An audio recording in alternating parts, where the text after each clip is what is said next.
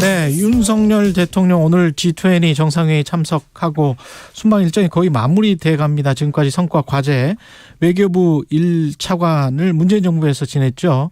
최정권 연세대 교수 나와 계십니다. 안녕하세요. 예, 안녕하십니까.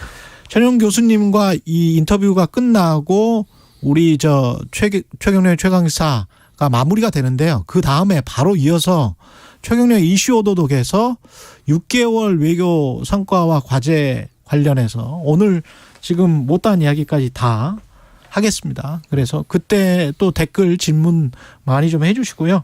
청취 많이 부탁드리겠습니다. G20 정상회의 전 세계 언론이 미중 정상회담에 집중했는데 3시간 넘게 하여간 말하고 싶은 건 다 말한 것 같습니다. 예, 사실 두 분이 서로에게 낯선 사람은 아니거든요. 예. 오바마 정부 시절에 바이든 대통령은 부통령으로, 그랬죠. 그는 또 시진핑 주석은 부주석으로서 사실 되게 오랜 시간을 같이 보냈고요. 바이든 대통령 스스로도 시 주석 되게 잘한다. 그리고 이번에 3연임해서 만났는데 예전하고 변한 것이 없더라.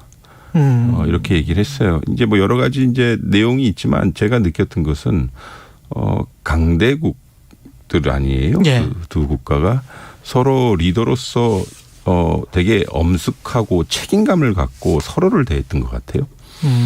결국 뭐냐면 국제 정세를 책임져야 할 초강대국의 리더로서 이번 회담을 통해 우리는 역시 리더로서 책임감 있는 사람들이구나. 둘 다. 예. 그리고 서로에 대한 신뢰를 지속적으로 공개 자리에서나 여러 자리에서 얘기했다는 것은 미중 관계에 여러 현안이 있지만 외교의 언어로 보면 역시 지금 소통을 지속한다라고 하는 것, 그리고 상대방에 대한 존중. 또 한 가지 느낀 것은 좀 문학적 표현일 수도 있지만 두 사람은 매우 용기 있는 사람이다. 용기 있는 사람. 예, 왜냐하면 서로 적대적 관계로 갈 수도 있는 강대국가이지만 이를 관리하기 위한 서로 간의 소통을 지속하기로 했다는 점이 이번 사실 회담의 중요 메시지거든요. 그러니까 이 세계 여러 나라에게 우리 미중 간에는 여러 현안이 있어. 그러나 소위 레드라인을 서로 설정해 놓고 이 안에서 서로 링 안에서만 있을 거야. 그러니까 좀 너무 걱정하지 마. 우리 격투기 하지 않고 복싱만 하겠다. 서로 게임하겠다는 뜻이겠죠. 경쟁할 건 경쟁하고 그렇죠. 협력할 건 협력한다고 하니까요. 소위 게임의 룰을 정하고 이 국제 정세를 안정적으로 관리하겠다는 메시지였어요. 그것은 미중 관계에 밀접한 영향이 있는 우리로서는 좀 곱씹어볼 만한 거죠. 리더의 진중함 이런 것도 봤고요. 용기가 있다라고 말씀하신 그 측면에 그런 뉘앙스가 담겨 있습니까? 두 나라의 국민 유권자가 사실은 두 나라가 갈등하는 근본적 이익에 관해서 아주 집착하고 있는 측면이 있잖아요. 대만과 관련해서도 그렇고. 그러나 원칙은 있는 거죠. 서로 간에 경쟁할 건 경쟁하고 논쟁할 건 논쟁하겠다. 논쟁할 건 논쟁하겠다. 그러나 치고받지는 않겠다. 동시에 국제적으로 소위 글로벌 이슈라고 하는 기후환경, 우크라이나 혹은 또 핵전쟁에 관한 위험 등등에 대해서는 그거는 당연히 미중 간에 협력하겠다라고 하니까 이런 부분을 보면 안정적인 메시지와 관리 메시지에 상당히 중점을 둔 거고, 그리고 앞으로 최소 2년 정도 미중 관계를 관리해야 되는 바이든 대통령이 나 시진핑 믿어. 나 시진핑에 대해서 그는 아직 변하지 않았어. 그리고 그와 나의 관계는 매우 스트레이트 포워드해. 아주 허심탄회하게 얘기할 수 있는 관계야라는 것이죠. 우리 언론도 아직 이걸 잡지 못했는데요. 어제 바이든 대통령의 그 기자회견을 보니 4가지 정도의 질문을 받았지만 매우 3시간 반 정도 회담하고 바로 우리 백악관 출입기자들하고 대화하는 것을 보면 여전히 미중 관계 그리고 미국의 외교 정책에 대해서는 바이든 대통령이 꽉 쥐고 가겠다라는 메시지를 보낸 것을 보면 앞으로 2년은 이 관리 국면, 즉 우리 언론이 얘기하듯이 이게 극단적인 분쟁 내지는 긴장 관계를 가지 않겠구나라는 좀 안도의 느낌 받았어요. 그 안도의 느낌을 받은 그 워딩이 혹시 있습니까? 제가 보니까 제2의 콜드 워는 없다.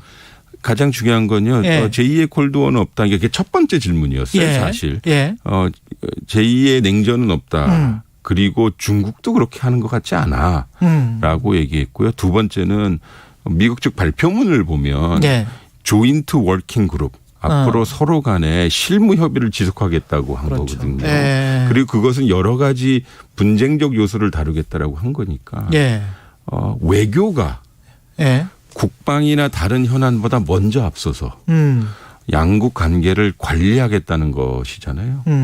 그런 것은 상당히 좀 좋은 것 같아요. 우리한테 갖고 있는 메시지는 어떻게 되는 거죠? 이렇게 되면?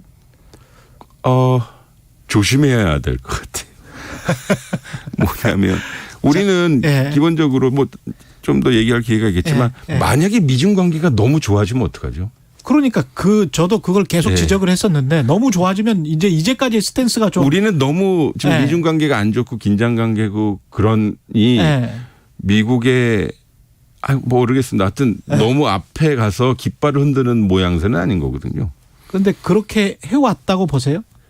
요번에 윤석열 대통령의 소위 아세안 예. 그다음에 오늘 G20 하겠습니다마는 명확하게 드러났죠. 명확하게요. 이보다 더 명확할 수는 없죠. 예. 소위 한국판 아태 예. 전략이란 걸 내놓고 그리고 거기에 보편적 언어를 썼지만 그게 미국식 언어인 거고요. 예. 즉 힘에 대해 의한 현상 변경을 반대한다는 거. 예. 그건 다 우리 마음속에 있는 거거든요. 그리고 국제법적으로 안 되는 건데요. 예. 근데 그 오디언스가 누구냐를 잘 생각해 봐야겠죠. 그거 듣는 사람이 누구냐? 그렇죠. 예. 그리고 두 번째는 경제안보 외교로 하면서 한미일 주축으로 간다고 하는데 결국은 이게 다 기승전 한미일인 된 것 같아요. 기승전 한미일이 됐다. 예를 들어서 예. 북핵 문제, 한반도 안정, 동북아 다 한미일 협력. 그다음에 경제안보 이슈, 한미일 협력. 이렇게 된 거거든요. 사실 세계관이 다른 사람들이 5년 동안의 외교를 책임질 권리와 권한을 가지고 있어서 전 정부 출신인 저와 동의할 필요는 없지만 그렇죠. 예. 한반도의 안보 환경이 안 좋으니까 그렇게 간다는 거 아니에요? 예. 그러면 한반도 안보 환경을 한미일이 관리하는 겁니까? 아니면 대한민국이 관리하는 겁니까? 한국이 관리했죠. 대한민국이 예. 관리하면 외교적인 관점에서 주변 나라와 잘 지낼 필요도 있을 뿐만 아니라 동맹을 활용하는 거 좋은데요. 두 가지 측면입니다. 하나는 확장 억제, 억제와 같은 용어를 써서 북한에 대한 경고 메시지도 좋은데 이것을 상쇄할 수 있는. 왜냐하면 이쪽으로 군사적으로만 가면 좀 불안하거든요. 그렇죠. 예. 훈련의 횟수는 늘어드는데 왜 우리는 더 불안해집니까? 결국 뭐냐면 이 안보 환경, 불안한 환경, 그리고 군사 일변도로 가는 환경에 이거는 아니다라고 하는 평화 메시지와 상황 관리, 위기 관리 메시지가 있어야 되는데 그런 게 없고요. 두 번째는 경제안보 협력체 만든다고 했잖아요. 저는 한미일 못할 건 없겠죠. 예. 근데 기승전, 그러니까 좀 순서가 좀 어색하죠. 왜냐하면 이 한미일 혹은 동북아의 소위 공급망을 제일 먼저 교란시킨 것은 2019년으로 기억되는데요. 7월 1일인가요? 아베 정부가 우리한테 했었던 그렇죠. 예. 반도체 수출 규제 화이트리스트에서 우리 뺀 거거든요. 인위적으로요. 지금 우리가 겪고 있는 IRA 문제도 있지만 IRA 문제의 근본적인 것은 우리가 중국의 의존도가 높으니 미국에 잘 못 팔 수 있는 법 때문에 흔들리는 거 아니겠습니까? 예. 근데 그것은 그 반도체 규제 때문에 그런 거죠. 근데 그것은 어떻게 되는지 모르겠는데 한미일의 경제안보 협력을 하겠다? 일단 뚜껑을 열어봐야겠죠. 예. 근데 결국은 이제 명확해질 것 같아요. 앞으로 5년 동안 대북 문제에 있어서는 한미일이 가는 건데요. 한반도 문제에 일본의 목소리가 그렇게 커지면 그간의 일본의 이런저런 일들을 보면 과연 그게 우리한테 플러스일까? 그리고 두 번째는 당연히 동북아의 안보 구성원으로서 일본을 얹고 네. 가야 되지만 한반도 문제는 대한민국이 주도해야 되는 것이 아닌가라는 생각이 예. 지금 할 질문들이 굉장히 많이 남았는데 대부분 못 하고 있어서 이따가 이주호도 시간에 자세히 듣기로 하고요. 네, 제가 말이 좀 많습니다. 지금 관련해 가지고 특히 이번에 뭐 외교 결례다라고 지적할 만한 것들은 뭐 혹시 있을까요? 아니, 결례는 아니라 우리 입장에서 좀 어색한 게 많죠. 캄보디아 지금 개발하려고 애쓰는 나라고요. 이번에 아세안 플러스 회의 주관하고 주최하는 의장국이죠. 그러니까 자기한테는 매우 중요한 외교적 기회예요. 게다가 중국에서 리커창도 왔고 바이든도 왔으니 큰 흥행의 판이 열려 있는 거거든요. 그러니 얼마나 그 개발도상국이 섬세하게 준비해 있겠어요. 근데 우리 영부인께서 소위 이런저런 독자 행동을 하신 거 아니에요? 근데 일본 기시다 수상의 영부인은 거기서 다 했어요. 그러니까 그러면 그렇게 보내려고 하는 메시지가 뭐지라는 걸 우리가 느껴야 되는데. 그 나라 호스트 주최국 입장에서 봤을 때는. 왜 저러지? 그러니까 어색하죠. 저는 팔짱은 낄 수 있다고 봅니다. 그거야 뭐 큰 문제 아니라고 봅니다. 있지만. 그건 큰 문제 아닙니다. 그거는 우리가 이슈를 삼으면 안 될 거예요. 여기까지 말씀 듣겠고요. 최종권 연세대학교 교수 못다한 이야기는 최경영 이슈 오도독에서 계속하겠습니다. 11월 15일 화요일 KBS 라디오 최경영의 최강시사였습니다. 고맙습니다.